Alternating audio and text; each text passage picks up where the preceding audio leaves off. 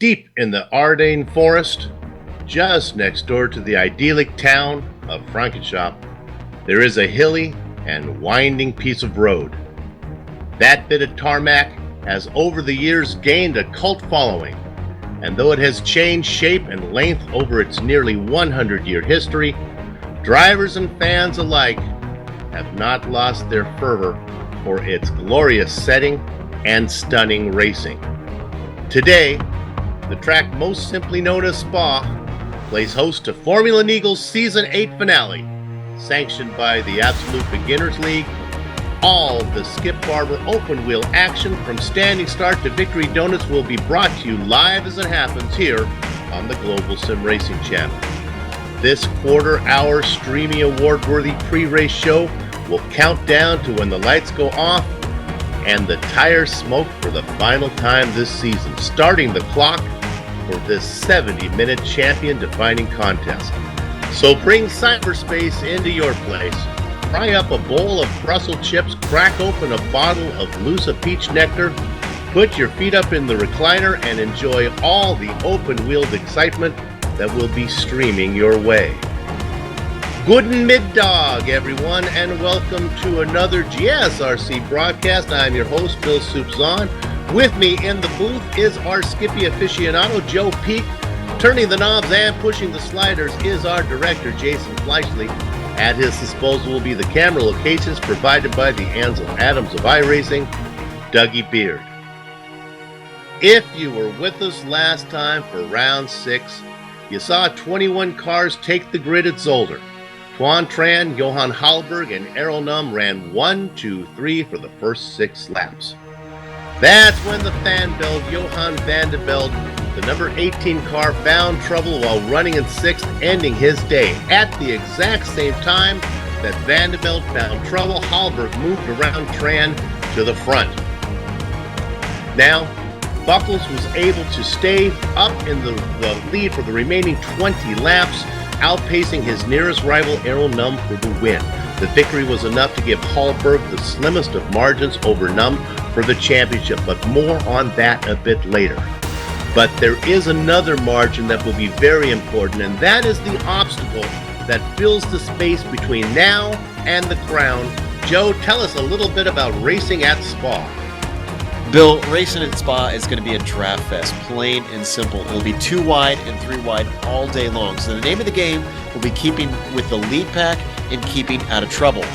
There definitely won't be a shortage of overtaking opportunities among its 20 corners, but what really sets it apart are the elevation changes and the fast nature of the circuit. Eau Rouge, Pouhon, Blanchimont, even without much power, they're going to be tricky in the Formula 2000. The circuit is over 4 miles long too, so if you run into problems, limping back to the pits is going to be an arduous journey. They've been racing here for almost a century now, but for today, the race itself is only going to be 70 minutes, even knowing that patience will play a big role out there.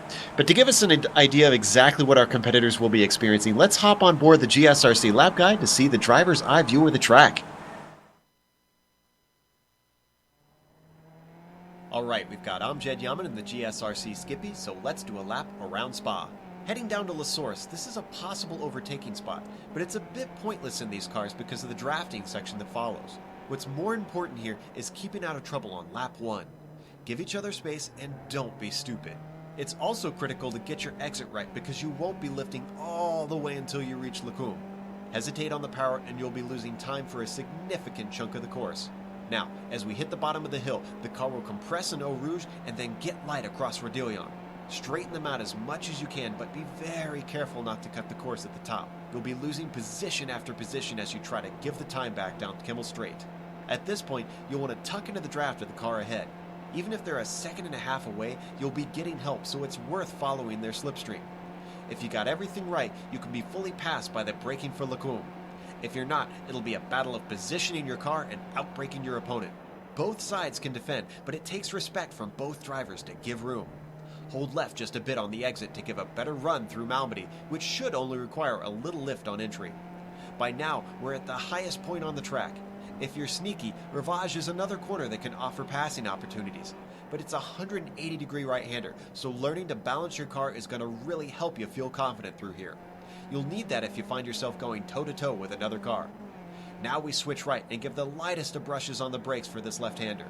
If you get it wrong, you're going to put you and your opponent in a very awkward position because Puan isn't really a passing zone. Going too wide through there isn't the best of ideas. This is another long downhill turn that really requires a good balance and an excellent sense of timing for when to apply the gas. Thankfully, by now we've hit the bottom of the hill and will switch left for Fagnes. This is a medium speed chicane, so it can be possible to get passes done into here. It just isn't always the easiest of propositions. Like most chicanes, it's more important to set up for the second half. But in this case, it's only a short stretch afterwards, so if you botch it, you're not in too much trouble. As soon as you're done with that, we hit Curva Paul Frere. The first half is much slower, but it's the second apex that requires perfection. Only a tiny lift will get you through correctly, and you don't want to give away any more than you have to. Once again, Spa provides a winding stretch of road where drafting will wind up making it something of a strategic game. Then, you come upon Blanchimont. Once again, it's up to the more daring drivers to see how little they can let off the power on their way in. But there's no time to relax because you gotta line the car up left and put the binders on for the bus stop chicane. Whether you still consider it the bus stop chicane is neither here nor there because it's both a technical and gutsy corner. Pass attempts happen often, but outthinking your opponent can allow you to outdrag them out of the second apex with a good over-under. But the giant curves, the huge deceleration, and the change of direction means many drivers get tangled up with each other. But if you got through clean, you've now finished a lap around Spa.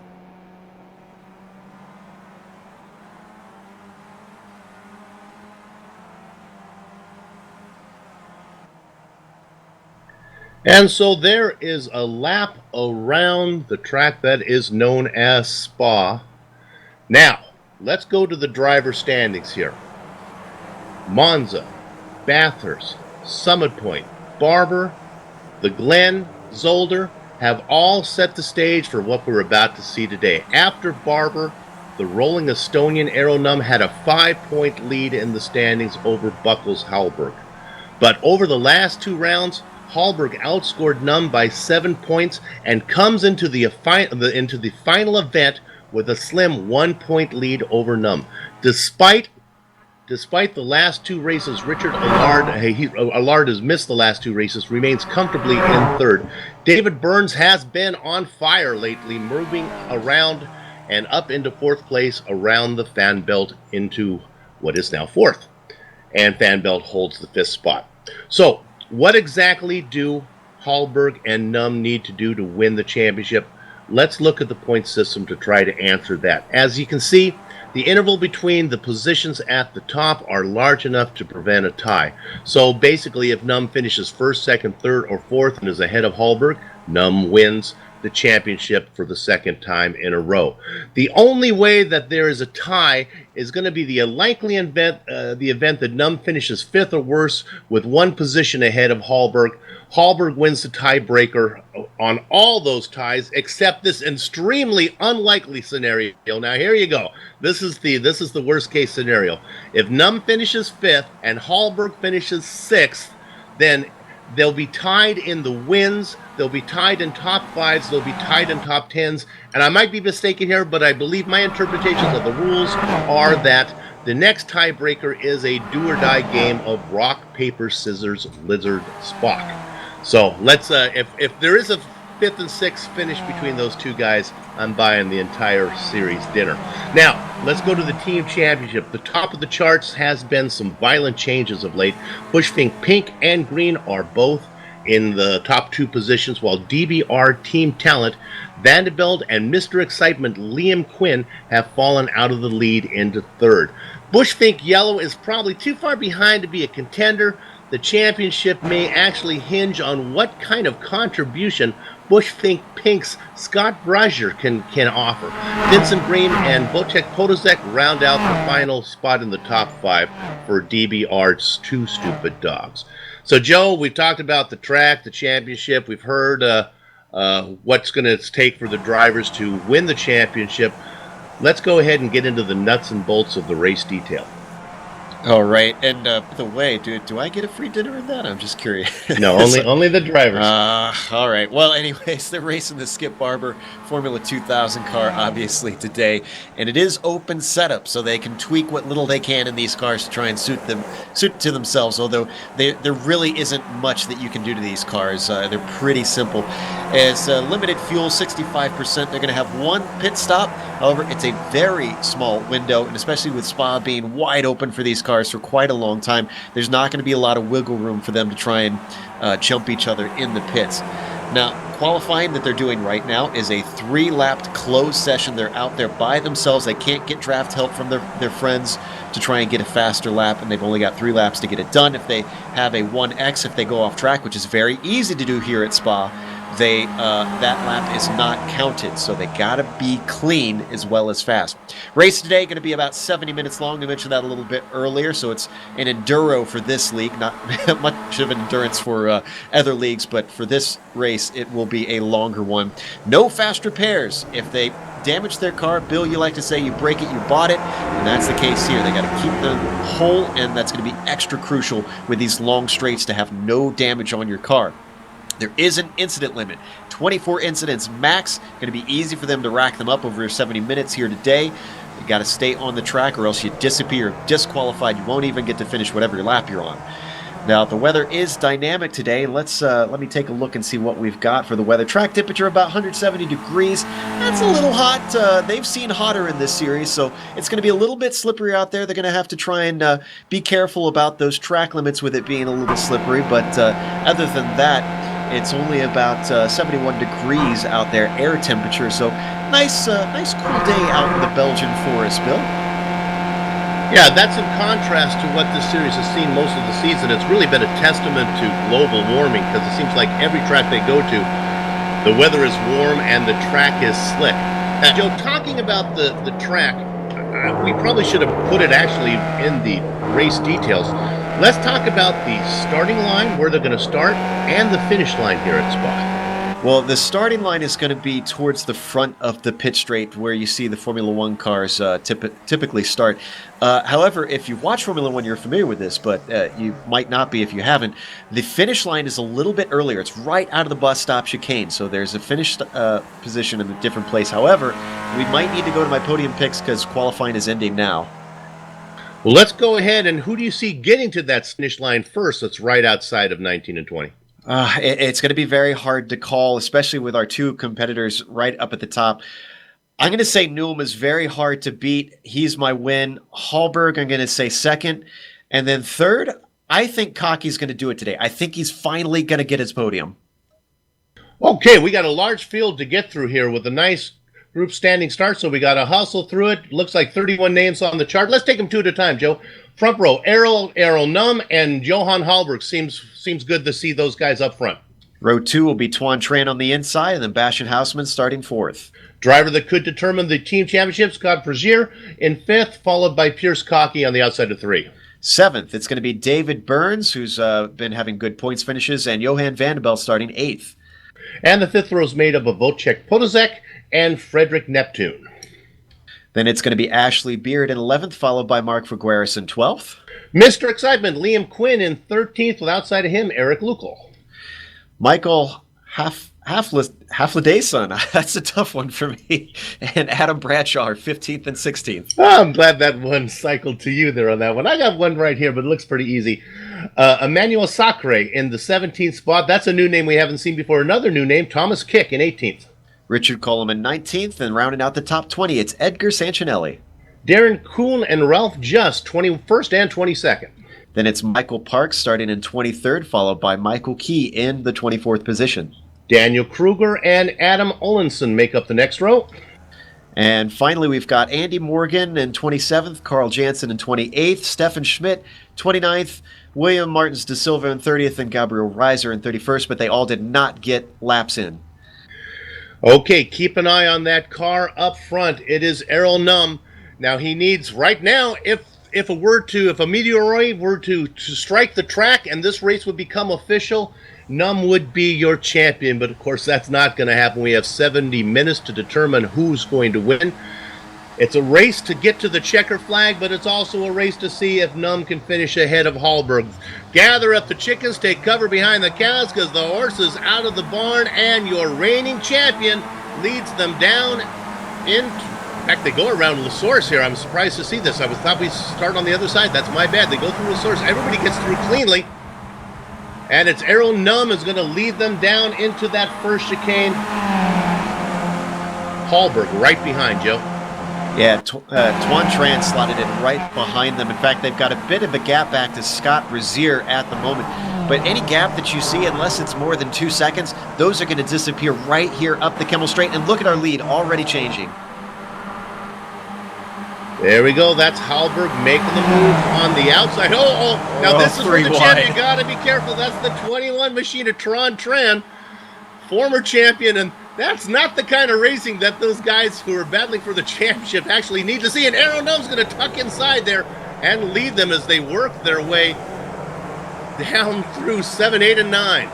That was some trust from Noom. He knew exactly what Hallberg was going to do there, and he snuck it up the inside. I mean, the opening was there, but he had to trust that Hallberg was not going to turn in on him. Yeah, it's not just the mistake that you make. It could be the mistake that somebody next to you make. Oh, we got an accident a little down the field. Adam Olinson and Edgar Sanchinelli. This is back around 22nd or so. And they both are able to get going again, but it looks like a little bit of late braking from Sanchinelli. He got into the back of Olinson into Ravage. You're going to see it here on the replay. Just tips into him. They both go sliding a little bit off course, rejoin, and continue on. And we are now back to live. You're looking there at the fourth place driver. Well, now we're up to our second place. There's Arrow Num. Yeah, Tuan Tran's still leading the way. He hasn't given it up yet. There can be passes through these parts. It's a question of how aggressive you want to be and if you think you've got enough pace to get past them before here to get that 2-second gap that I mentioned. Because here's the other draft spot on the track that's really going to reel guys in. Up to Blanchemont, all the way to the bus stop here. There you can see on that long Dougie Beer camera angle of it as they come our way. Now, you really don't want to go too wide through here, Bill. You should see guys mostly get single file here through Blanchemont. It's flat out in these cars, but again, you're going to lose time if you try and go too wide through here. This is where you want to make the pass, right here. And there we go. Num has got in front. Now on the outside going way high Hausman. there. That was Hausman. Yeah, Bastian really missed the braking point, I think. Just wanted to avoid all the trouble. He's now being passed by Koch. He's getting around him. And now he's side by side with the number, that's the 18 car of Vanderbilt. Yeah. Boy, you know, in oval racing, we tend to talk about being freight trained, not so much here. But that's exactly what happened to Hausman. He lost his momentum. He was offline. And everybody just started streaking by as he almost makes contact with Vanderbilt. It continues. Yeah, he gets around Vanderbilt. There goes Podolzek now on the... let's see. Well, they got to get this sorted out here before they get up there. They get it straightened out. He went from 4th to 9th in 2 corners, Bill. That hurts. Ooh, and up at the front, I don't think we saw it, but Hallberg went way over the curb coming through Radillon. You got to watch out for that, Bill. If you cut too much, you're going to get a slowdown here on this part, and it's going to be really bad because you need as much speed as you can up the Kimmel as we go 3 wide. Look at that defensive line that Num took, and he's going to have to fend off both drivers. Now backing out of that is Tran. And actually, look at that. This Roland Estonia was able to hold that position. He stays in front with Hallberg right behind him. That's the rotation. That's the sequence that the Estonian needs to have. Num out in front, ahead of Hallberg, up near the top of the field. And this swing in form for David Burns continues. Look, he's up with the top 4 right now and is holding on to these guys. That's going to be critical. A little bit farther back, I don't know if we saw it on screen, but Scott Brazier, the teammate of Num, almost lost it through Ravage. And everybody behind, Vanderbilt, Podolzek, and it sounds like we did catch it, they all had to check up seriously to keep from getting into the back of him. And again, Scott Brazier, how he finishes up is going to play a big part in how in fact, we look at him right now, he is slow. Did he get a slowdown penalty? I don't believe so. He lost his momentum. Maybe he got a little bit shaky. Wow, here goes that freight train once again. I guess this is going to be a momentum track today. As soon as you get out of your rhythm, everybody starts streaking by. Yeah, Vandeveld gets by him, Podolzek gets by him, they move up to 6th and 7th. Rozier back there in 8th, but that'll be enough for points, and that spot right there could be enough to give his team the championship. Just a quick note, we've had a few guys really running into trouble. Edgar Sancinelli, Michael Parks, and Adam Olenson have all been sitting in the pits. We know 2 of those have run into trouble. We're not sure about the 3rd. We look at 8th place. Look at the gap now that is opening up. You saw it on that angle, how far it is. Num, Tran, Hallberg, Burns, all 1, 2, 3, 4 running up front and hanging on to the back of that train. Finally getting a little bit of success in there. Pierce Cocky. He's always been fast, but something always seems to happen to him. So there's Joe. You have your 5 cars up in front. Then there's a little break back to Podolzek, Vandeveld, Rozier, and Hausman. I know we're supposed to be impartial, but I'm cheering Cocky on because I want to get my podium picks right here. And I'm glad I really am glad to see him up there because, like you said, just something always seems to happen to him, whether it's his doing through strategy, he runs into some bad luck, can't avoid a wreck. He needs to have a good result because he's got the speed. Ever since he showed up, he's been up in the top 5, and the guy can do it. Just something needs to go right for him. Now the drivers are working lap 3, but really the lap numbers don't matter as much as the time. This is what they call their endurance race. Races are 45 minutes long or 70 minutes as we have a pass for the lead. Again, the Estonian Num takes that defensive line, but this time Hallberg has way too much momentum and he's going to go ahead and get in. Here comes Tran again. He's the guy they have to be careful about. Tran trying to get back to form after a Season 6 championship. Joe, it's 70 minutes, 65% fuel, so on these long races, it's going to be a really tight pit window today. Yeah, and I wonder if that's why you're seeing Tran back out of it like that. It probably is going to be a little bit different, or maybe it was just influenced by Watkins Glen, where we saw guys pushing hard and making 3 wide passes nearly every lap down the backstretch. I think some of the guys realized, you know what? If I save fuel, it's going to serve me a whole lot better than trying to push the whole way, and I'm going to need it. Now, on screen a little bit earlier, we saw Liam Quinn go side by side through Eau Rouge. Let's go back and look at Hausman, because he's having trouble. Oh, he got into contact. It was just a few seconds back. He got into it with Podolzek. I heard Podolzek come over the mic and say, I don't know if he said my bad or your bad, but they got together, and it looks like Hausman got the worst of that. Yeah, we're going to see here. A little bit before that. Here we go. Yeah, that was just coming out of No Name, I believe. Here we go. This is coming out of Malmedy. Now, heading down to Ravage, the downhill braking means it can be easy to lock him up. And you'll see here as he takes a peek in, just a little too overambitious, gets into the back of him. I almost think this needs to be our calamity corner of the day. Yeah. Hausman has been off the pace. Let's see if he's still...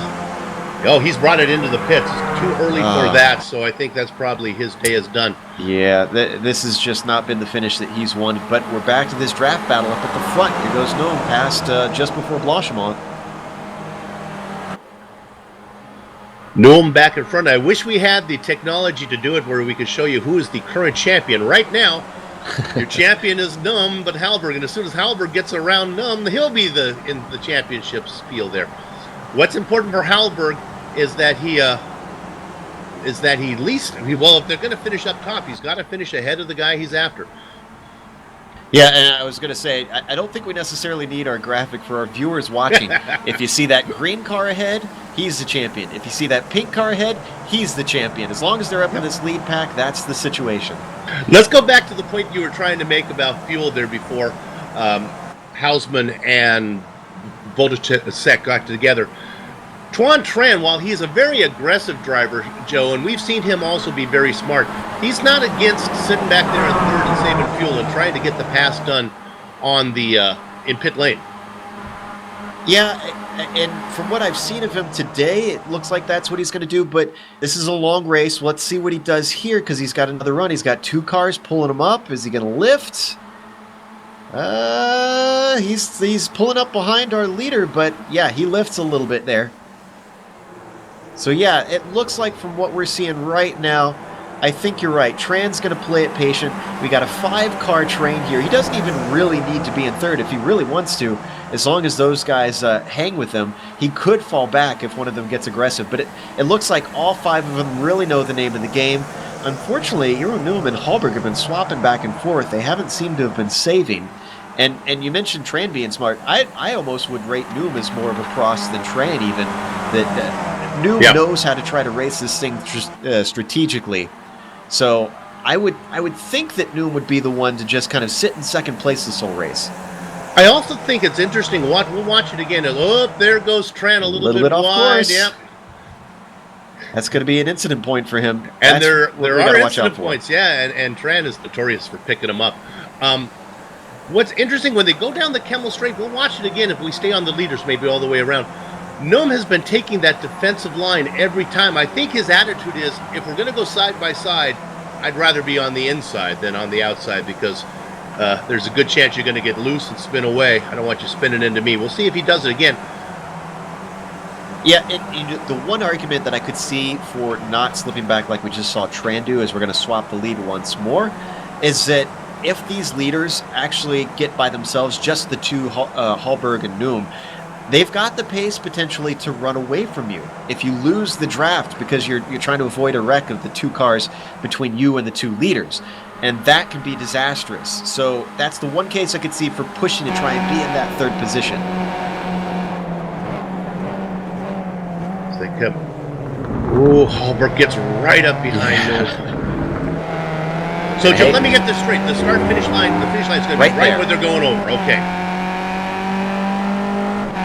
And then, actually, I think it was just there. It's the highlighted line we saw. But where the grid stalls stopped, that was where they started the race. Oh, Noom gets a little bit loose coming through the source. I think he's not going to have the momentum. If Hallberg wants to press the issue, he can. I don't think he wants to do it as we ride on board. I don't think he wants to do it through these upcoming corners. These are so scary. Eau Rouge and Radillon, these cars don't have a lot of downforce. So even though they're not going too fast, they're doing just over 100 miles an hour. It's single file. It's tricky. You can slip off to the side. You're trying to maximize it and put as little input as possible. But riding on Hallberg, he's staying to the right. That's partly to stay in the draft, partly because you got Cocky coming up on the left side, but Cocky lifts as well. But there you saw Noom again taking. Now he moves out to the left right here because Hallberg wasn't challenging. But he holds that tight line to the right, making anybody's going to make a pass, they're going to go around the outside. Cars beginning to slip. Hey, Joe, let's go back and talk about going through this, through that tricky section, which is probably the scariest, Eau Rouge and Radillon. Are these cars flat out through there? Are the skippies flat, or do they have to lift? You are flat out. You're not lifting up through there. So Yikes. In the virtual world, it's a little bit easier. It's still hair raising because you're like, okay, did I get the line right? Did I get the entry correct? And in the real world, I have to imagine it's a lot more scary because you got that compression, that feeling of the G's at the bottom, and then the getting light. Here is more scary, I think, in the virtual world. This corner through Puhan, because of the lift throttle oversteer is what they call it in this car. When you get off the power, the rear wants to come around if you're not going in a straight line. So, and you're kind of seeing it if you're watching Cocky. He's getting pretty sideways through here. That's probably got to be a scary ride.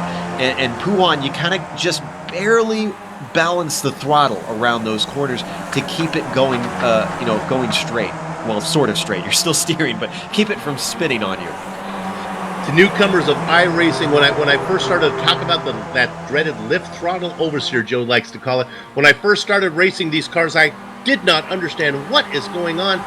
The more I got familiar with it, the more fun it is. You can steer the car as much with your right foot as you can with the steering wheel there. Every time you lift, the car gets heavy in the front, and that nose likes to stick, and the car likes to come around on you. It's a lot of fun. Oh, it's a blast. It's one of my favorite cars to drive on the service. And look at this is the most well-behaved we've seen them since the start, which makes me happy, Bill, because look at that top three. That's Noom, Hallberg, and Cocky. What were my picks orders? There you go. Let's stay like this. Let's just hold position till the end. Let's give a boring race, guys. Oh, it's a long way to go, especially for Pierce Cocky, for things to happen. So hopefully that won't happen to him right now. Yeah, as those 5 cars running up front. Let's see if we can highlight somebody else. It looks like 6th and 7th is spread out a little bit. We'll go back in the pack and see if we can find somebody. Okay, we got it. Let's go back. You see what I'm looking at there? 14th and 13th, yeah. Quinn's in that. Ashley Beard's just ahead of them. but Quinn and Neagle just swapped positions, moved Neagle up to 13th, and that was around the source. There you see Neagle in the purple machine. Quinn in the purple machine, Neagle in the red and black machine. And actually, he's yellow on the screen. It's a little bit different paint schemes. Okay, let's highlight a new name. Let's go back to 18th position. This is somebody I'm not familiar with. Carl Jansen. That sounds like a nice Scandinavian name for you. Running in 18th. Why I focus on him is I've never seen him race before. He didn't put in a qualifying time, but he is your biggest mover. 28th to 18th. Picks up 10 spots. We'll keep an eye on him. Hopefully he'll join us for season 9. Not a bad showing. I'm sure he makes our director happy, running a Red Bull scheme on his car. Oh, as he gets pretty sideways through the second part of Lecum. I have to ask, Bill, did you guess that he was Scandinavian, or did you go and look at the information on our screen? Oh, that's a big assumption on my part. All right, look, jumping up a little bit farther to Ashley Beard, still in that nice little battle here we've got with Neagle. Actually, Neagle's gotten around Ashley when we weren't looking. As they work their way through Puhan. Now this can sometimes be a passing zone right here in the Fanyes, Bill. I don't know if I'd really try it in these cars. We saw it a lot in the GT3 cars for the 24 Hours of Spa that they sometimes make a pass because it's more of a braking zone. And these, it's not as heavy, and you've got much better opportunities with the draft later on in the lap. But if guys are getting desperate, you could see them might try and take a dive into that little chicane.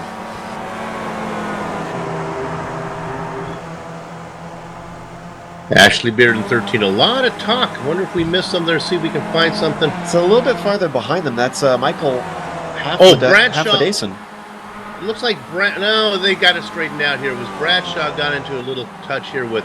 Right, you saw it, Joe. Exactly. You called it. Yeah, Bradshaw just got into the back of him coming into Stavilo. And they're both able to continue on, but I'm willing to bet they've got a little bit of car damage now. I don't think it was a light enough touch that they got away with it.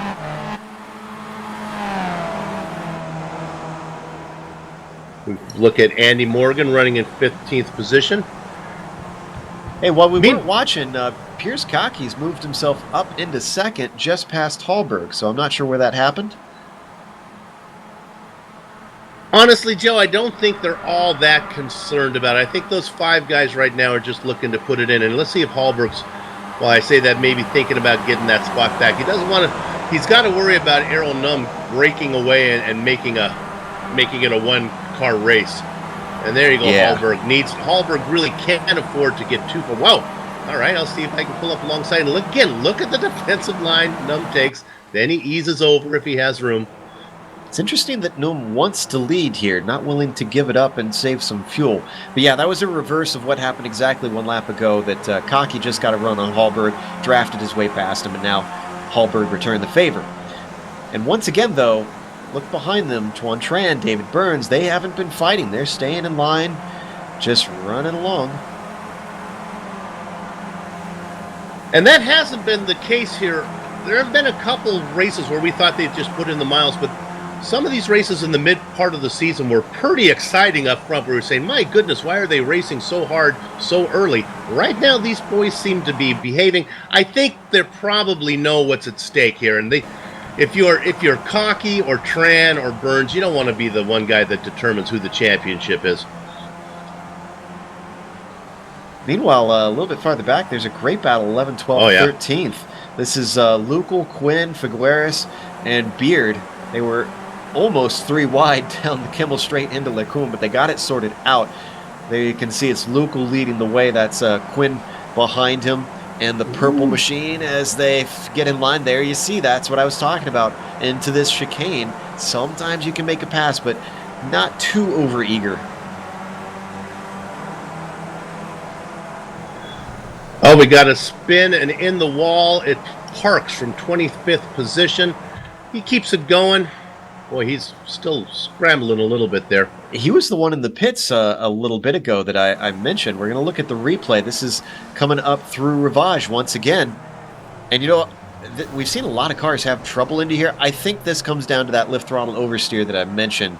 It's you're trying to brake and turn at the same time, get it as late as possible, and that really upsets the car. And I think he's crabbing a little bit. Oh, he is crabbing. Yeah, look at that. Help me out. Help my rods and cones there. Was that car pink? No, that was teal. All right. I feel much better. I feel much better for it. Seafoam green for our artists out there. Okay. Top is still in the same order as before as we watch this battle here for that 12th position. Someone's smoking the tires into the source. Just ahead of them, that was Wojciech Podolski trying to make up time for that incident before. But wow, these guys not giving any space between him. Luca was right on the rear bumper of Quinn. You can't really bump draft in these cars, so I don't know why he was getting that close. Yeah, let's stay on this battle for a while because these guys are having the most fun out there. They don't think they have as much to lose. Here comes Figueres. Now, we talked about some of the excitement that was happening up front as Figueres trying to, there's nowhere for him to go. And look at the 42 machine getting over there, leaving. That's Luca, leaving those guys no room. This is my spot down the straight. This is where I'm racing. Oh, they just barely touch. Figueres holds on to it around the outside. Has a second apex, but it loses grip, loses speed. Here comes Figueres on the inside of Malbody. He's not brave enough to carry his momentum. So Quinn holds on to the spot, but Luca stretches himself a nice little gap.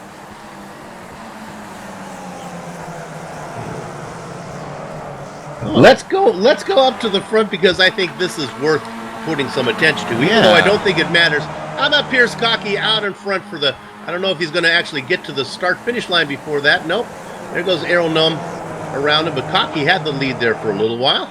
And remember, Cocky has nothing invested in this battle other than he just wants to win. Obviously, he doesn't want to take out the leaders, but, if he's going to get his first podium, I'm willing to bet you that Cocky'd love to be on the top step. Yeah, our director says racers got to race, and I think that's it. And Cocky kind of lives up to his last name sometimes. He is full of confidence when it comes to driving. He knows how to battle, that's for sure. I'd love to see the luck go with that courage. And I will say, I don't think he's really that cocky, if anything. He's really, like you said, confident is the thing. He's out there, he knows what his car can do, and he knows how to find the speed. Let's see how he does in this top group for the next 47 minutes. So we've watched that. We'll go back. I wanted to highlight about Mark Figueres as he's fallen off the pace now in that battle. Maybe we can go, let's look at Luca. That battle's still going on for a second, up there in 10th position, even though Figueres has fallen off. He's one of those drivers. He was in a battle up in the top with Podolski a few races back. That was causing a lot of excitement. Again, they ended up getting together and costing themselves a lot of points. But Figueres has been a guy that we'll keep an eye on for next season. Just a little bit faster. We might see him in the front pack a lot more often. Yeah, he's got to think about that feistiness and figure out what battles he wants to fight, though, before he really is able to fight for a championship, because he's going to throw away points. A little bit up in the front, that yellow car, Luca, once again went wide. Keep an eye on those cars. The cars that you see that doing the most often, you might not see at the end because they could disappear from DNF. Meanwhile, Luca, that's a definite slowdown from Luca as he goes over the top of Rodion across the curb. There you see him having to serve it. He's lifting now. Let's see how much it costs him there. Looks like it's not going to be too bad of a penalty. What do you think, about Joe? a second and a half, sometimes 2 seconds, depending on how much you gain there. Yeah, he's going to lose the draft. He's out of this battle now. And see, that's why you don't want to do that. You want to be very careful, because especially with the draft that you've got in these cars, if you're a little bit slow and you've got a car ahead of you, you don't need to push the limits to get that good run, because you're going to get the draft to at least stay up with him, even if you can't pass him. It's only, I want to say, at the very last 3 or 4 laps that you want to maybe push that limit and see if you can really get up to the edge and carry the speed so you can slingshot past. In the iRacing sim, when you get one of those black flags that shows it to you, What's scary is you don't know what they're asking for. It tells you we need you to slow down, but they really don't let you know how much you have to slow down. Actually, no, they do now. That's do something they? Implemented in the game. It shows you exactly how much time that you have to give back, and it counts down as it can tell how much ahead of it that you are. Well, that's great then, because it used to be I'm slowing down. Come on. Yeah, a lot of drivers asked for that, and iRacing listened. They said, all right, we'll show you exactly how much you need to give back. Now, granted, some drivers still take issue with how much you have to give back, but that's a whole other story. Let's go back. Yeah, go ahead. Oh, I was just going to say, from a personal standpoint, I like the system. I wish they could do that for some of these where you can run wide at places like Blanchimont, where they force you to give back the time. Because, I mean, that's a track limit. Even if you're not gaining time, you're not giving away time that you've gone outside the track. So, anyways, that's just me. I'll get off my soapbox. Well, I hear Andy Morgan talking about some stuff. Was he involved? No, I don't see a problem for him. Might have been a bit ago. I think we got... Yeah, he's in a battle with Michael Half-Ladayson. I'm going to get that name right eventually. I think, we're going to stay on this battle. This is really the exciting combination of drivers. Liam Quinn in 10th right now, and then on the outside, there's Beard on the outside moving on. Sorry, that's Figueres now getting to the inside. Beard in 12th, and the last one back in Eric Lukle. Yeah, these guys fighting for a top 10 position, 9th being the highest they can get in this group. So that's definitely worth fighting for. These are still, they're the lower reaches points, but there's still points in the championship. Whoa! Figueres holds onto it. And this is the other reason that you really don't want to push the limit over that corner, because look, he's still losing a ton of time on these guys. And I don't think he's going to be able to keep up with them now, because you got Lukle, Beard, and Quinn all by their lonesome, and he's dropped off. He might just barely be within the draft now.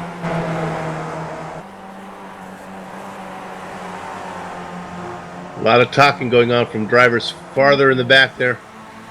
Half-Ladayson was he was very vocal in practice too. I noticed. I'm not sure if they have a rule on not keeping speaking down over the radio during the race, but I know some people are probably not going to be happy about him being that vocal throughout. Well, I think he's in that battle back there. We can go back to it. He's in that battle for 14th. He was talking to Andy Morgan saying, maybe we can work together and get something going. There you can see him on screen. Morgan leading the way in the yellow machine. Oh, Frederick Neptune had a little off. Oh, not a little off. Frederick Neptune running in 20th, nosed it into the wall with some force. Let's see, was this at the bottom of Puhan? Yes, it is. And see, I told you that rear, if you start to lose it, see, he almost caught it a few times, and he was correcting it, but at the end, it went far enough sideways, there was no coming back to it, and that Armco is not soft. He fought that for a long time. It was going, he corrected, then he got it back. He just, after about the fourth save, he couldn't get it. And see, that's what is, to me, the most amazing about these fast drivers up at the top. When you watch them up here, it's rare that you're going to see these guys getting sideways. But that's the thing. To drive these cars fast, you have to be on the limit and just feathering that throttle like I was talking about, just barely keeping it under control around those corners so that you know that you're at the limit of grip. But at the same time, as soon as you start to get sideways, you're going to lose time. So these guys are really just balancing right on a knife's edge to get the speed out of these things. The slightest tip around those corners, if they make contact, could send them spinning. Oh my goodness, what are we looking at here? That's Andy Beard. Looks like they're flying in formation. And up at the front of the formation now, it's going to be Quinn who takes it. Goes a little bit off track, gets himself another 1X. Lukle and Beard still sorting it out. They're going to go side by side, but Beard says, no thank you, I don't want to go through Eau Rouge too wide.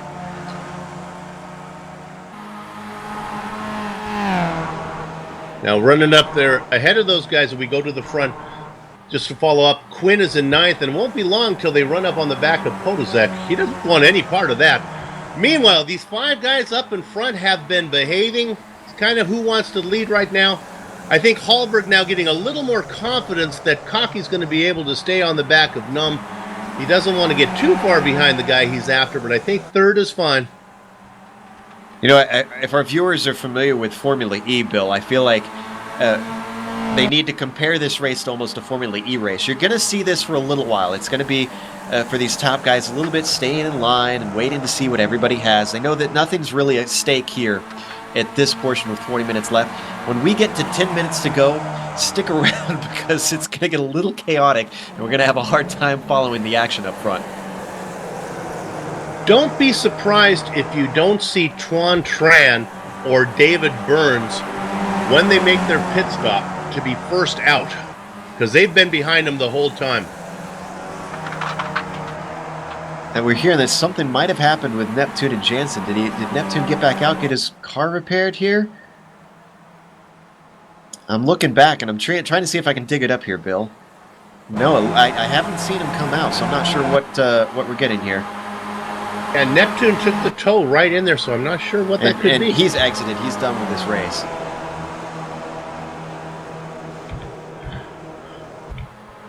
Probably the most conversation the viewers don't get to hear what we hear, but the most coming over the mic from the drivers I think I can ever remember in this series. A lot. Oh my goodness, up front!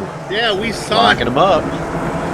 Now, thankfully, if you're new to iRacing, they don't have to worry about flat spotting the tires. iRacing has not implemented that yet. They want to. The one thing that they do have to worry about that when they do that is that heats up basically the entire tire. And the tires tend to overheat. When they overheat, they get real slippery. You lose grip. It's a lot harder to control. You're not quite as fast. It doesn't hurt your speed too much. It's more just the car control that these guys need to worry about. And like I said, with what I described earlier about them being right on the edge, you really don't want to overheat the tires, so you got to avoid those lockups as much as you can. As we ride on board with Tran, can you cool them down, Joe? If you heat them up, can you behave and see if you can get a little bit back? You're asking the wrong guy, unfortunately. I'm not sure because it's been a while since I've been able to do a long race in these cars, and I'm not sure if you're able to cool them down since they've made these new tire builds. I would think so, but I think you'd have to back off so much you'd start to lose the train here. And just to follow up on tires, they'll come in for a pit stop. They won't take tires. They're going to make these. It costs you too much time that if you put on the fresh rubber, you just don't. The advantage is not large enough to make up for the time it takes to do the tire change. So they'll probably stay on these tires, even though it's a long 70-minute race. Yeah, and that's about the one spot. Oh, our leader! Oh my goodness! Maybe wow. We can go. We were watching. You couldn't see it. We were on board from Hallberg, but Cocky got that car so sideways. Actually, we were on board Noom when it was happening,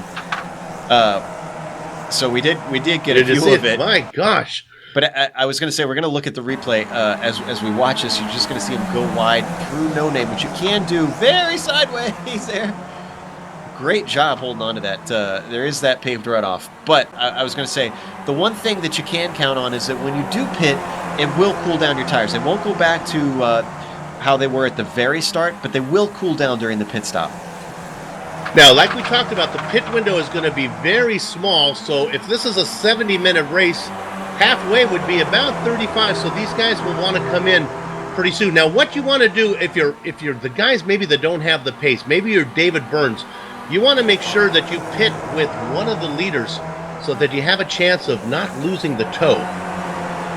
Let's look at this battle for 10th here that we keep coming back to because it still hasn't gone, but it's down to 3. One by one, more monkeys are falling off the bed. Right now, Beard is leading the train, and Neagle is in second, Quinn is in third. Well, not third, but third in the train. Beard is in 9th, Neagle's 10th, and Liam Quinn is 11th.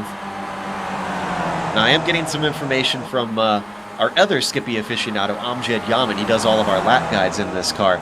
He says that you can get them back, you just got to nurse them for a bit. So it sounds like my estimation was right.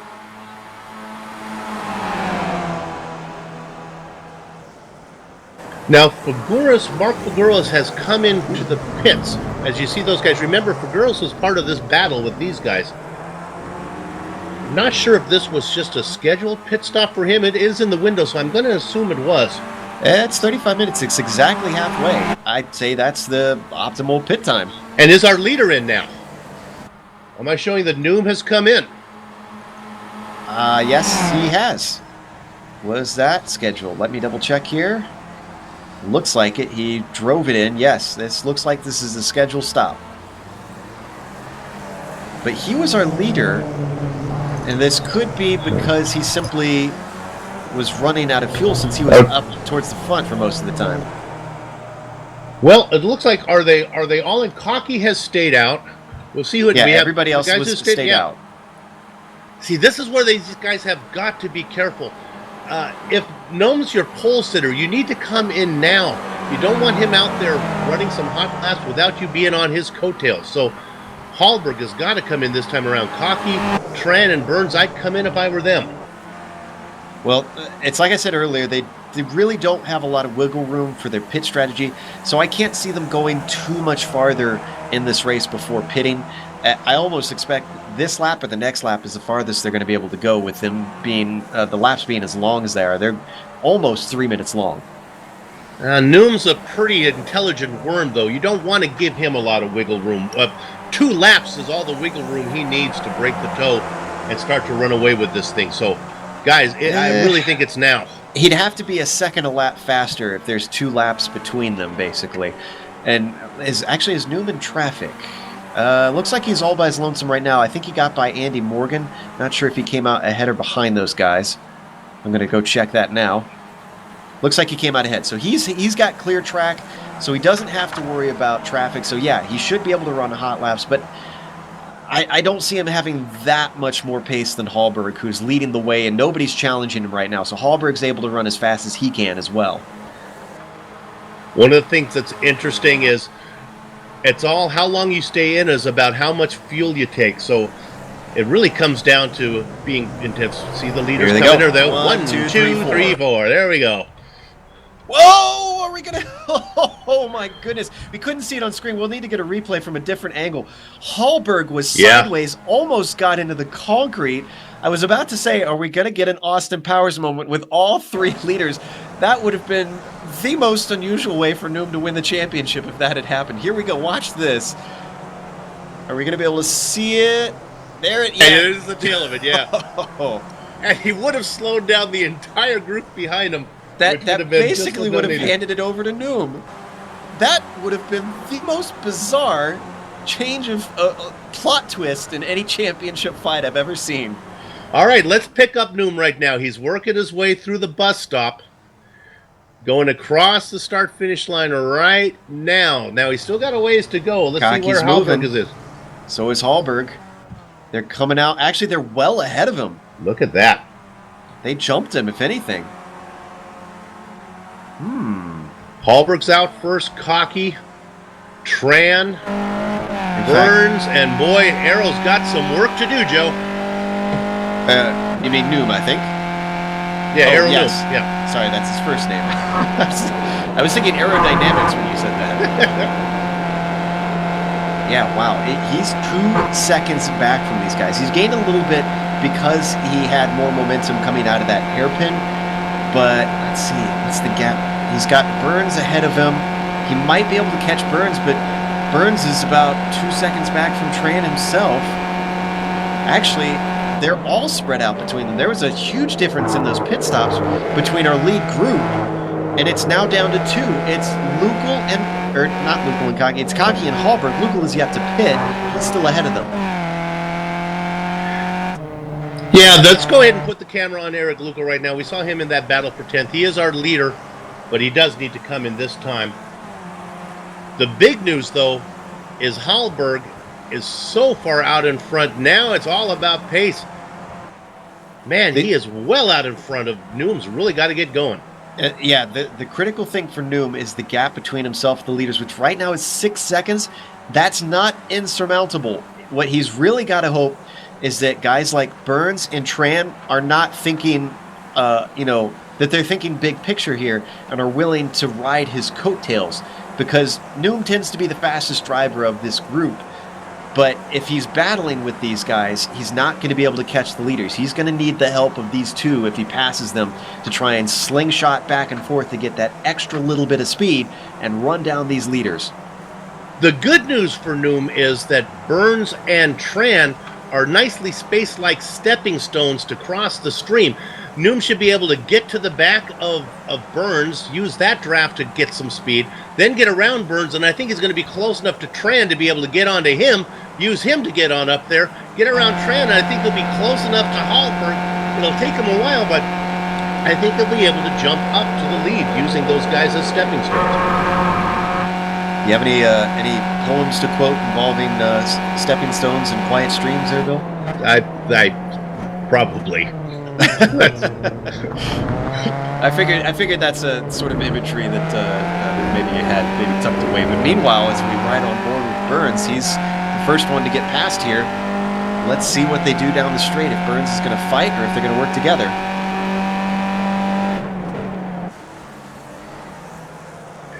Yeah, this is very simple. If I'm on Burns's pit box, you let Arrow go around you, and then you ride him all the way up to the lead. Well, yes, if you're Burns, that'd be the quickest way. If you're Arrow, you're hoping that maybe you can have him get right on your tail right here up through Eau Rouge and slingshot past, and then slingshot past him again on the next straight. Yeah, that'll be just marginally quicker. Interval back from Tran to Noom is 2 seconds.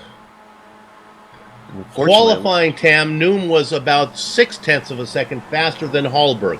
So if qualifying means anything, he should have the pace to get up there. 30 minutes left. Yeah, and you saw on your screen that Burns was not interested, not close enough to try and slingshot his way back past. So looks like, at least for this lap, it's going to be up to Noom to try and claw that ground back. And this strategy is not beyond the comprehension of Hallberg and Cocky. Hallberg would also like maybe to team up with Cocky and see if they can get as much run, as good as pace as they can. I tell you what, you were talking about the radio a little bit earlier as we watched these lead guys try to chase each other down for the end. Oh, and actually, Hallberg went way off at Puhan. We didn't see it on screen, but he was way off course. You're talking about the radio, and we're hearing a lot of chatter in English, which is good for us. But we should talk about how unusual that is, because this is a very European and very international series. I'm looking at the clubs that we've got: UK and I, Canada, Benelux, DH, France, Central Eastern Europe, Scandinavia. We've got Americans in here. So, I mean, this is just about all over the world as you can get. Yeah, if anything will make you disappointed in the United States educational system, it's hearing the entire world speak English better than we do. It is amazing how well all these guys communicate with each other. Yeah, I can't say much for my German and Spanish, which is about the only two languages I know a little bit of. I did know Guten Mittag that you used earlier. Remember that much. Oh, our leader gets a little bit loose. We went over to my wife and I went over to Austria. She had studied German so we would be successful when we went over there. And we were trying to find our motel, and she kept saying, what street am I on now, honey? She says, you're on Einbahn. And I go, what street am I on now? She says, Einbahn. And I go, well, how can all the streets be named Einbahn? And then we realized it meant one way. All right. Well, so we've been watching our leader, and you mentioned Hallberg went off again.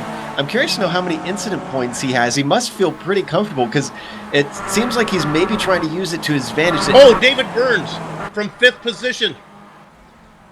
David Burns has... Oh, my goodness. Oh, did something because he's in the pits. Yeah, it was... Oh, well, how did this happen?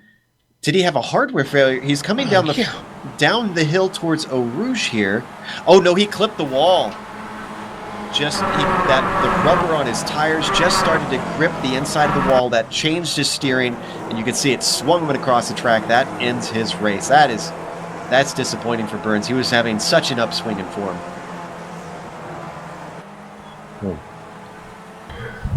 Oh, and we're getting We're getting information that Hallberg is getting pretty high on the incidence points. We're up in the low 20s now, so he's got to be careful. Yeah, Let me give you now an interval. Tran, the distance from Tran back to Noom. Here he comes. Noom's getting to the back of Tran is about it's under 1.5 seconds, and Tran is still within under 2 seconds of Cocky. 25 minutes to go, Joe. Plenty of time for the Estonian to get up there.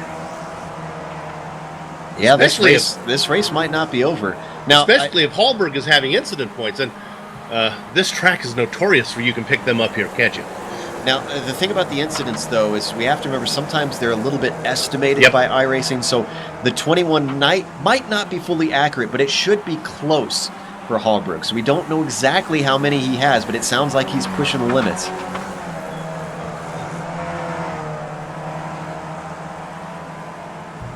Yeah, we're hearing that some of the drivers actually have gone over, and our timing and scoring have actually gone over the limit, so it is kind of get you in the ballpark. Let's go ahead to the leader here. I think Cocky has maybe ideas of leading this race. Let's go on board Cocky here and let's listen to see if he's lifting.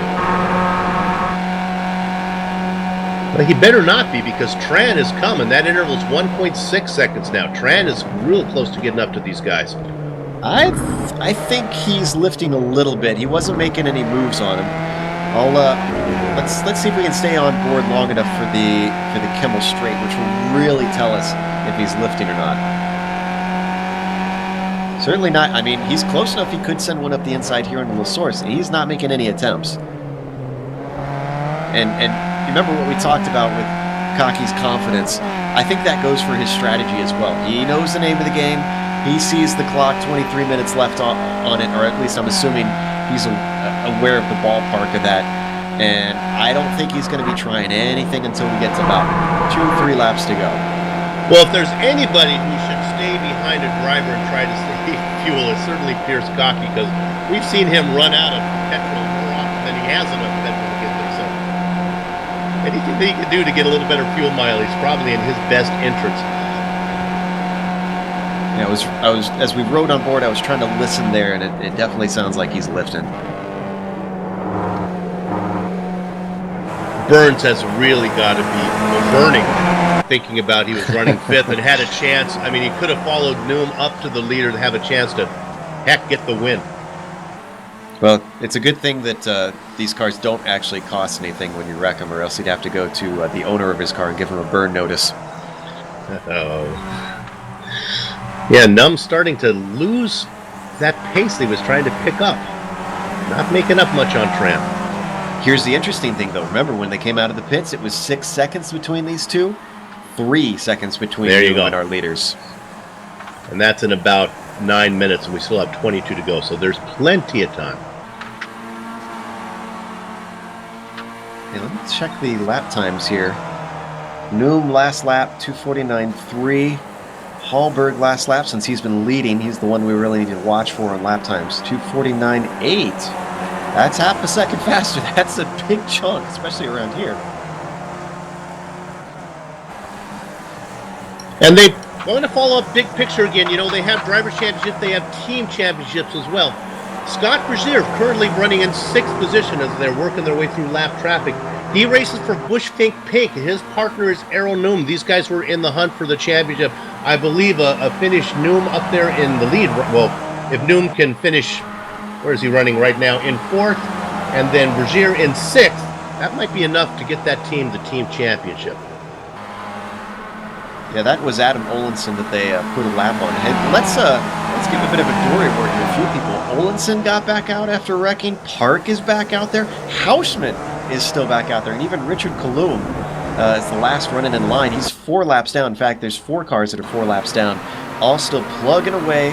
They're not even in it for the points at this point. I mean, they could still get them if a lot of cars wreck and they slot up the order before the end, but there's not much hope for these guys. And, you know, I want to give a bit of a round of applause for these drivers that they've wrecked, their last place. They still get back out because they like to drive. They like to race. It doesn't matter if they're last place.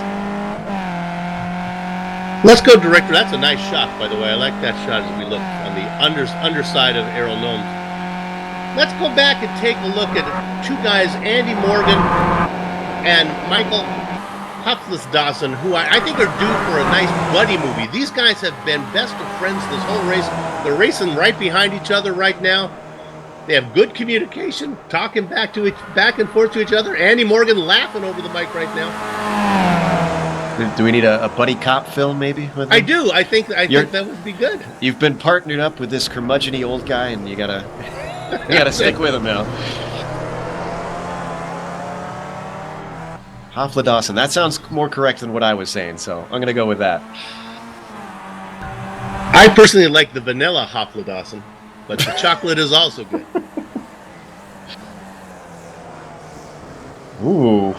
The plot thickens here. Ironum is within 1.3 seconds. That's close enough to get the draft, but right now they're not in a drafting spot, and they've got Emmanuel Saka just between them. He's going to pull out of the way just before Puhan, just in time. Nice job, Emmanuel. A little bit of a scary spot to pull aside, but you made it work. And look who's on the tail of our championship hopeful. It's Tuan Tran. Has caught the rear wing of Iro and is riding him all the way up to the front. We could have a 4-car battle for the lead in the final round with 2 of them in the hunt for the championship. Yeah, well, actually, Tran was one of those stepping stones that Noom used to get up there. Although Tran did a lot of the work himself. He was really running down the leaders on his own. So now, yeah, it's a 4-car battle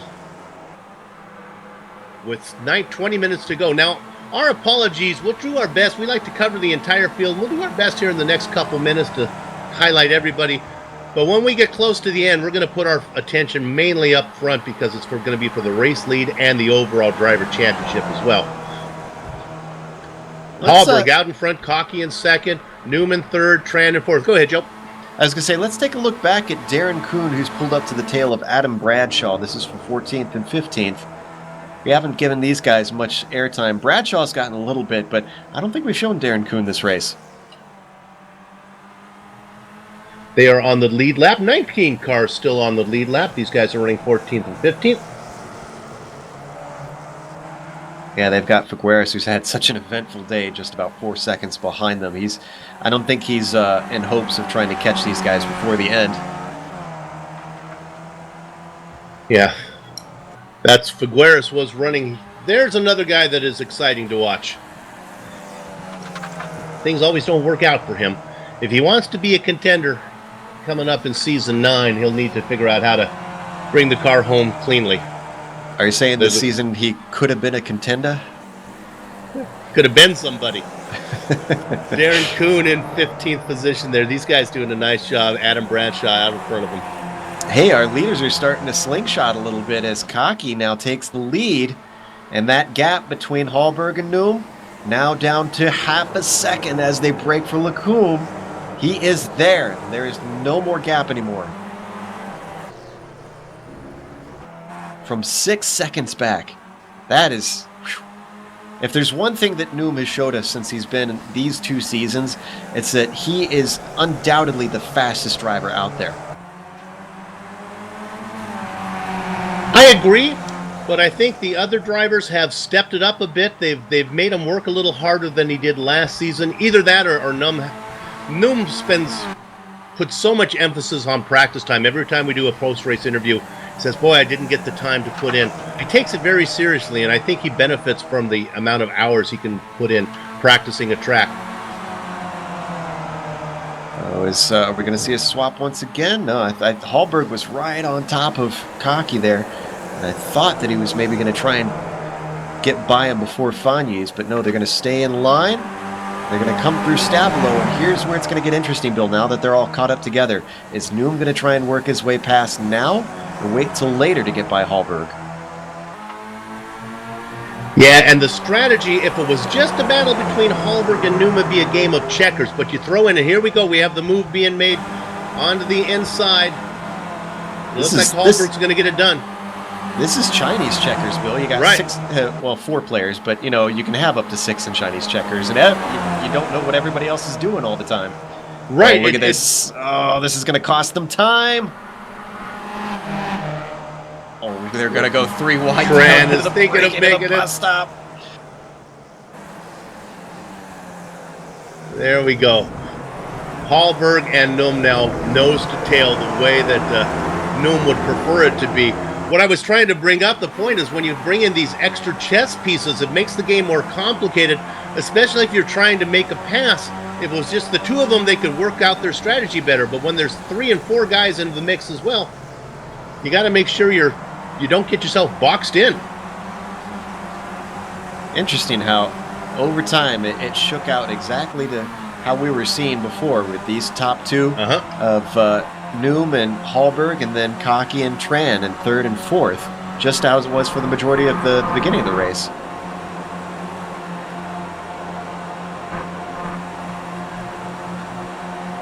All right, Joe, we'll get down to 15 yards.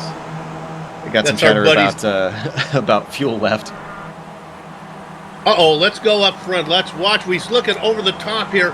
My goodness, that's Hallberg in the 87 machine on the outside. He does not want any part of this. He tries to get it sorted out before. Oh, no, and getting loose. Who is it? It's Mr. Loose Cocky. He's able to save it. Boy, he got loose right to the inside of Hallberg. They got very close to touching on that first apex of Lacombe. And look at this. They're losing a little bit of time on Noom.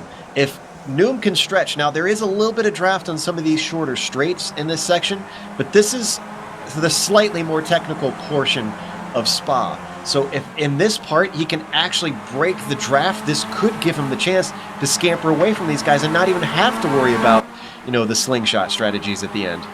And this is one of the things we've seen, how many a race has played out where they try to stay in the train with Noom, and then somebody makes a mistake and the engine pulls away and the train is left behind.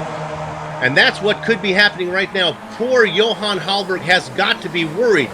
I don't think he likes where he is to be stuck behind Cocky right now. He's got to hope that Pierce can run up there, and it looks like Pierce is making a pretty good run back to behind Noom. Lap traffic, could be the savior here of those guys. They come up on Sanchinelli. Let's see what Edgar does. Good job, Edgar. Knows the deal. But he kind of holds up this group a little bit. It is flat out through the second part of Stavelo, but they're not going to get as much speed with them having to take a shallow line. Going to give you a number. The interval from Noom back to the guys chasing them, 0.8 seconds. Cocky continues to be out in front of Hallberg. I don't know if Hallberg's happy with that. Oh, and by the way, we got a little bit of information what happened to Burns and why he clipped the wall like that. Apparently, he was checking his fuel and just drifted over. That'll happen. I mean, that happens to real drivers sometimes. You're checking gauges, you're talking on the radio, doing various things. I don't think, people who are new to racing, they think, oh, it's just going around in circles. It's all just going fast. There's so many things going on mentally when you're racing that you have to keep track of. It's not just hitting your marks. It's sort of like, in sports where like you almost have the quarterback where you've got to be keeping track of a million different things at once and working these things, especially if you don't have someone on your pit box to help you to do that brain work. You've got to be trying to think about all different kinds of strategies and how you want to play things out, who's behind you, who's ahead of you, are they catching you quickly, do you fight them as we see right now in the fight. And Noom takes that defensive line, then he drifts over. And now he goes back to the inside, he fights back. Wow, much better on the brakes than Cocky. I mean, he was almost behind the rear wing of Cocky, and he came fully in front of him by the time they hit the apex. But the good news for those three behind is that they did catch him down the Kimmel Straight. I think Errol's put in I think he's got it locked into what he wants to do. He's going to try to make guys go around the outside, and if they can outbrake me, that's fine. But I think he has confidence in his ability to blow up the car. He's going to make the pass, make them do it the hard way. All right, 11 minutes left in this championship, Bill, and we still don't know who's going to come away with this thing. We were talking about this the pre-race. It seems like every season this series, despite someone having the overall speed over everybody else, the championship just seems to somehow come down to the wire.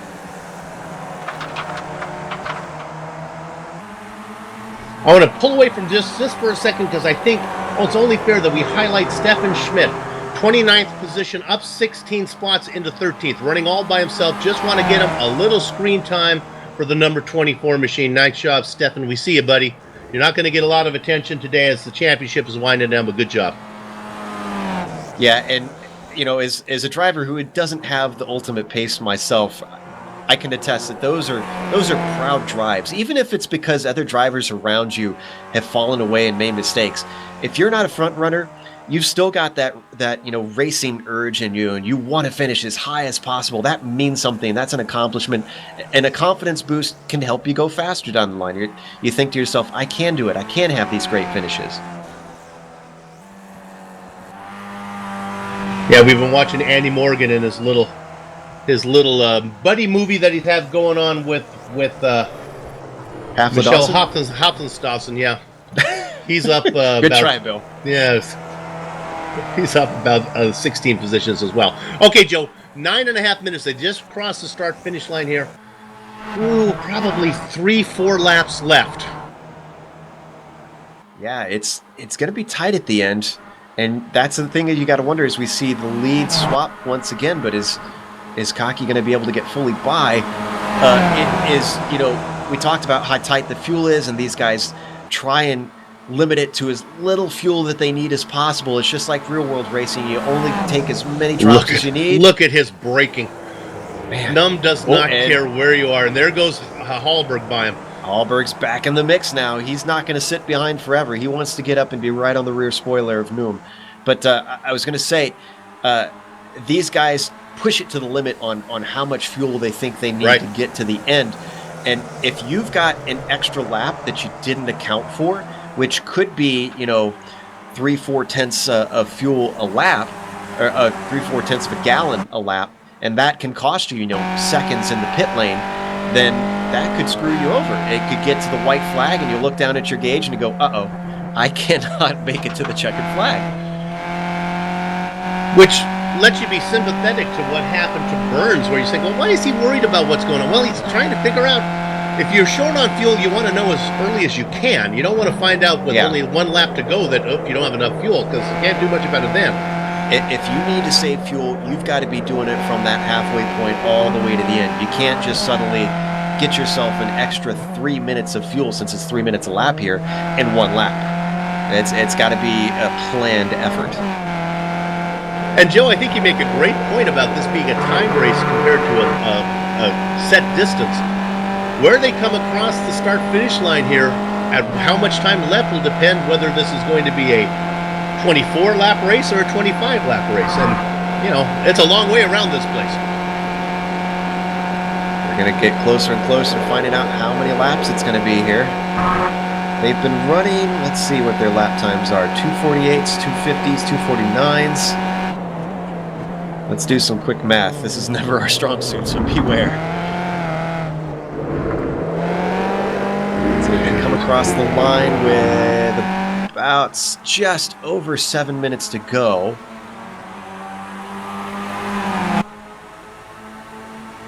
Two-and-a-half minute lap. Well, 3 minutes minus 20 seconds, so it'd be 6 minutes. It'd be 4 or 5 and 40 seconds. 5 minutes 40 seconds. So they are going to get 3 more laps. Okay, I feel confident in that. I was with you. I think that's how the math works. Noam out in front right now, sitting in the championship spot. Right behind him, Hallberg. Now look at this. Now this is going to be a different story. Here comes Hallberg around the outside. This guy maybe be able to take it in a little deeper than Cocky could. Let's see what happens. In fact, I think Hallberg's going to go out there and not even make an initial closer. Look at the guys behind. Oh, look at Tran. Tran thought about it. He had a heck of a lot of speed. Yeah. And another thing that we should note about these cars, and look at Tran. He is going to get up in the mix. He's coming up the inside of Malmedy, but he doesn't have the momentum down the hill. Let's see how they do into Rivage. Oh, he's late on the brakes. Tries to stay out of Noom. Noom just gives him the room. Whew. Tran and Cocky, the marble on the Chinese checkerboard that could knock over the table. So, with Num having to deal with the nonsense going on behind him, Hallberg now out to a nice lead. Maybe, probably not far enough. Here comes Num back in now. I had a point a little bit earlier, and now I forgot all that excitement. Well, let me help me out here, Joe. If you're Errol Num, where do you want to be? Do you want to be second? Do you want to be first? You know, if I was Num, I would have been second. I would have been staying in second for a lot longer because I would have been gauging the breaking points of Hallberg. See if he can go much later than me, you know, because that's going to be the thing. These guys are so closely matched. If you're side by side, like we saw with Cocky, Num knows that if he's in a side by side battle with Cocky, he's going to outbreak. Right. He's going to have it as if he's anywhere close. But that's a big question mark because I haven't really been watching here with Hallberg. Maybe we'll get a chance to see. Well, I don't think side by side through Blanchimont. I don't think there was anything to watch because I think Hallberg kept his cards close to the vest. He never actually. Oh, mercy! On the inside is Num. On the outside is Hallberg. Back there, sticking his nose in his Tran. See, they're about dead even. If this might be a good indication of they come around here. Oh my goodness! If that's the case, I think if I'm Num, I want to be in front. Because and Num got to the start finish line first from the outside through the chicane. Now they said Tran is going to be the fly in the ointment. Hallberg can't let Tran get in there between him and the guy he's stalking, and he doesn't. Num, Hallberg, Tran, and Cocky watching the whole thing. My goodness, Joe. So here's my theory, Bill. If I'm in front, I likely get to pick where to position my car. If I want the inside or the outside, which I think is better. Like, for instance, here coming up into Lacombe at the end of this straight, you might want the outside because if you can hold on to it, you can take that second apex and take it away. But it looks like Nome wants the inside for the first apex. Yeah, I haven't seen him do. Boy, he tries to drift out as much as he can. See, Hallberg's able to actually get the pass done before they get to go. Oh, this is bad news now for Newman. Here comes Tran through the middle. Hallberg needs him to stop right there, and Cocky in the mix too. Oh, they're going to go 3 wide. Oh, Newman has to fight back, and he gets second. It's a good thing that Tran held on to it because he got very loose coming to that first apex of Lacombe. I thought maybe he was going to slide back into Newman and take him out. Oh, my goodness. The good news for Noom is he was able to stay ahead of Tran. I think he feels comfortable where he is now. He would not feel comfortable if Hallberg had a buffer between him and the crown. So Hallberg, Noom now, Tran, and Cocky. What I think we have learned, Joe, is Tran would like to get a win. Well, we knew this from Watkins Glen, remember. The third place car has 2 cars breaking the win for him. And that's a bigger hole. That means you get more speed. He's going to be flying up there even quicker. So like you said, you keep calling him the fly in the ointment. Yeah, he's I think that Tuan Tran could upset things greatly on the last lap because he's going to want the win just as much as these guys. So we are just about to hit the 2-minute mark. I think we're going to see the white flag when they come around this time. Oh, they're definitely going to see it. They're under 2 minutes now. Cocky's still in this. He's a little farther back, but I think the draft is going to bring him back into play. And remember, any of these guys could win if they tangle. It could be Cocky from 4th place from way back. Noom, right, I think, on board Tran. Yeah. I think Noom's happy where he's not forcing the issue. Now they come through the bus stop. This could actually, a lot could be learned here, Joe. The race could be determined right here. Yeah, and look, that Noom was not trying to pass him, so he clearly wants to be in 2nd place at this point. Because he could have made a dive there. He was close enough that he could have stuck his nose in. So this is significantly psychological from Noom.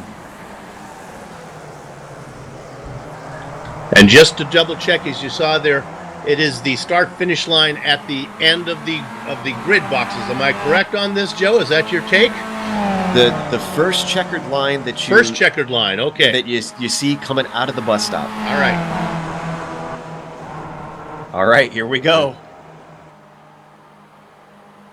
Now, we know that Noom likes to take a defensive line here. Let's see what Hallberg does. Reeling him in. Tuan Tran starting to get it too. Here comes Pierce Cocky as well. Watch out for Tran. This is when the toe gets huge for the car in third. This is disaster for Hallberg. Oh, he doesn't get into it. Interesting. I thought for sure Tran was going to stick his nose in. So Tran's maybe thinking bigger picture, waiting for Blanchimont down into the bus stop. This is a surprisingly quiet final lap here. Yeah. I thought that we were going to start to see explosions. I don't think anything's going to be done until we get down to the going into the bus stop. I think that's where it's going to be done. Let's see. The Estonian out in front, Buckles behind him in second. Right now, whoever finishes in front is probably going to be your champion. I think they pretty much are going to be your champion because 5th place Scott Razier is 15 seconds back. Even if one of these guys has a spin, or both of them have a spin, they're still probably going to finish in 3rd and 4th place. And you said 5th was the magic number, right? 5th and 6th? Yeah, I think we're safe here. It's basically whoever finishes in front is going to get it. And right now they're running 1-2. All right, is Noom sweating? Is this where he wants to be? Are we going to see 3 wide through Blanchimont here? If I'm him, I would like to get this done before we get to the bus stop. And here he comes. He's got to run. They're side by side. Keep an eye on Tran. Tran's going to get in there too. Oh, look at how much he's squeezing him. He's trying to give him as little room as possible. Tran loses the momentum. There it goes, Bill. This is it. They go down into the chicane. He's going to go. Noom's going to go to the outside. That's not. But here comes Tran. They touch. They bang. I don't think it's going to matter. I think Hallberg's going to get it done as they finish going through the bus stop. Nothing but straightaway ahead. And your winner and your champion is Johan Hallberg. Oh, and Cocky was disqualified. Cocky is out of the race. He ran out of incident points. That means that Tuan Tran is going to take the final spot on the podium. I hate being right. I hate Pierce. Oh, we hear lots of sadness going on. And Vanderbilt got a DQ on the last lap as well. My goodness. Your champion, Johan Hallberg. Jason Fleischle, take us to break. I've seen enough. No, I've seen too much. We'll be back in just a few for interviews and run down the entire standings.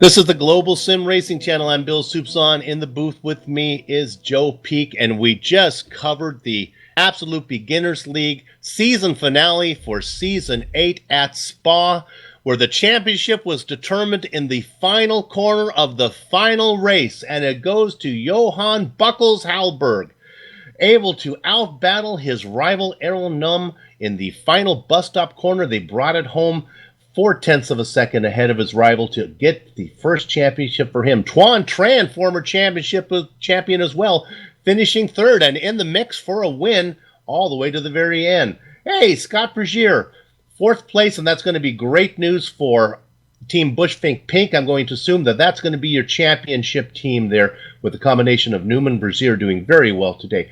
Fifth place, a very quiet race from Votek Podozek, up near the top five all the way through. Liam Quinn in sixth, Mr. Excitement. Ashley Beard, another quiet driver with a top 10. Eric Luke, we saw a lot of him in a battle with Beard earlier, and Quinn. Those guys finished, Quinn, Beard, and Lukel. Then we get down to the buddy team of Andy Morgan and Michelle Hoflesdassen. They're going to finish. Morgan's going to get ninth position, and Hoflesdassen rounds out the top 10. Joe? Stefan Schmidt finishes in 11th place. Nice climb for him. Mark Figueres, he came home in 12th with Darren Kuhn in 13th. Rolf Just, I don't think we got him any screen time, but he claims a nice 14th within the points. Pierre Iskaki, even though he was disqualified, he at least finishes with a single point in 15th. Johan Vanderbilt, he was also disqualified, but he's behind him in 16th points. Emmanuel Sacre in 17th. Then it's Michael Key in 18th, Thomas Kick in 19th, and Adam Bradshaw rounds out our top 20, Bill. If I'm in a thunderstorm and there's a chance of getting hit by lightning, I want Pierce Cockney around me, because I know if there's lightning in the area, it's going to hit him and not me. Edgar Sanchinelli in the blackjack position, double deuce position to Michael Parks, 23rd to Richard Colomb. Bastian Hausman, boy, he did not have the season we would have expected from him in 24th. Quarter century mark goes to David Burns. Another driver was running up front and then lost focus, put it in the wall, finishing well back. Adam Olenson in 26th. 27th and 28th goes to Frederick Neptune, who we saw put it in the wall, and Carl Jensen. 29th and 30th go to Daniel Kruger and William Martins de Silva, and then the final driver that I don't think took the grid there, Gabriel Reisner.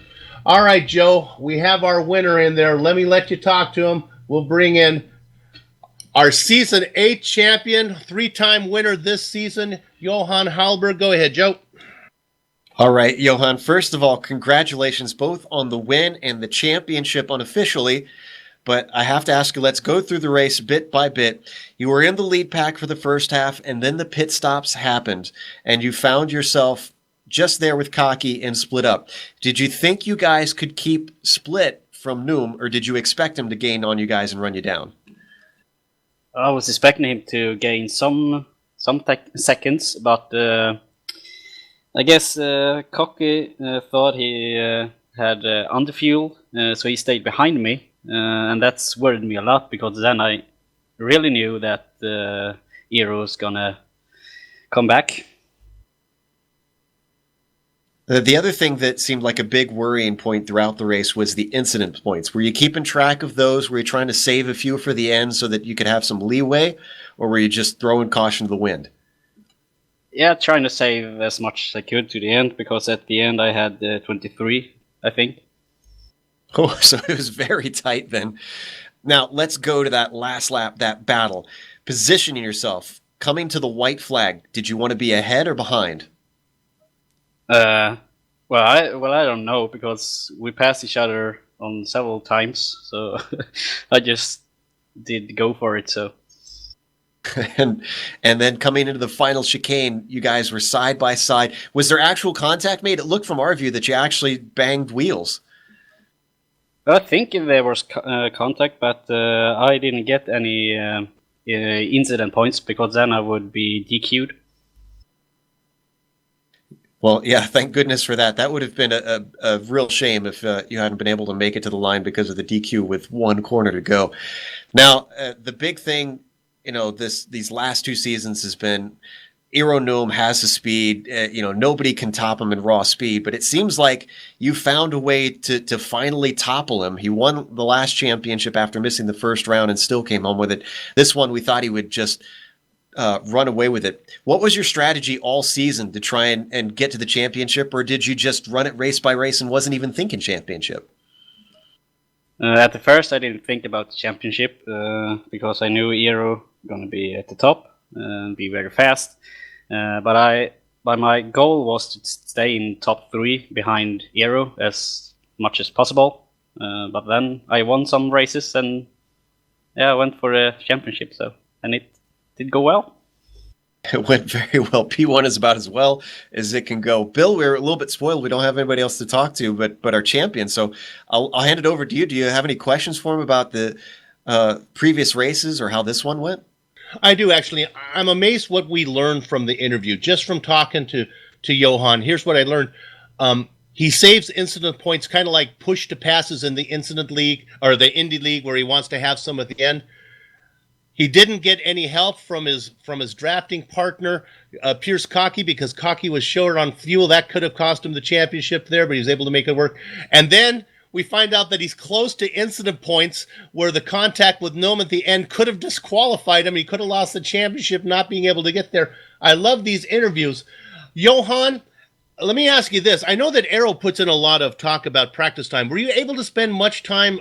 Do you know Spa well enough that you don't need to practice, or did you put in time preparing for this race? Well, I know Spa, I guess, but I didn't practice at all before this race, just for 40 minutes before the race. So now the big question. Season 9 coming up. We love seeing you. Do you think your schedule's going to allow you to come back, try to defend your championship? Of course. That's what we like to hear. Well, on behalf of Joe, everyone at GSRC, all the fans, congratulations on the win today. I don't think your team is going to get the team championship. Well, actually, you are the team. Hey, before you go, you need a partner for next season. Well, I have a partner, but he didn't drive many races. Well, it's Neptune. Oh, he was here today. Yeah, he didn't get you any points. I think Bushfink Pink is gonna win the championship. But being part of the Bushfink family, you guys might sweep the top 3. We love having you win the championship. We love having you win today, and we're so glad you're going to be back with us for season 9. Congratulations. Thank you. There you have it. Really, Joe, is there anyone else that we need to talk to when we have our race winner and our champion winner? That pretty much covers it. And that was a good interview, too. There's a lot of interesting things that came out of it. Some very cool answers there. Absolutely. Well, let me say that we are so pleased to be part of GSC that we're going to be able to cover, that we were able to cover this series for the entire Season 8 series. Let's make some sense here, for the entire Season 8. And we certainly hope that we'll be back for Season 9, because this is one of our favorite series to cover. Seasons and series are different. Let's say our goodbyes now for everyone. We'd like to absolutely thank the Beginners League for organizing Formula Neagle and for contracting with GSRC to broadcast it. We enjoyed covering all of Season 8, and we look forward to being back for Season 9. Thanks to the company's equipment and software that you can see on our screen now, we use on our broadcast. The original music that you heard on today's broadcast is thanks to Eric Utcomb and Casey Lalonde. See the screen for how to contact each of them. And in fact, Casey Lalonde just released a new song last week, so definitely go check out his Bandcamp for that. If you'd like to find out more about GSRC, you can find it at www.globalsimracingchannel.com, along with archived races and our upcoming broadcasts. We're also on Twitter at GSR Channel and Facebook at /GlobalSimRacingChannel, so get a hold of us through social media. Finally, on behalf of my mic mate Joe Peak, our director Jason Flashley, our camera artist Dougie Beard, I'd like to thank all of you for watching, and we'll see you next season. With that said, we're off to have fun storming the castle, so until next time, race clean, race hard, and we'll see you on the track.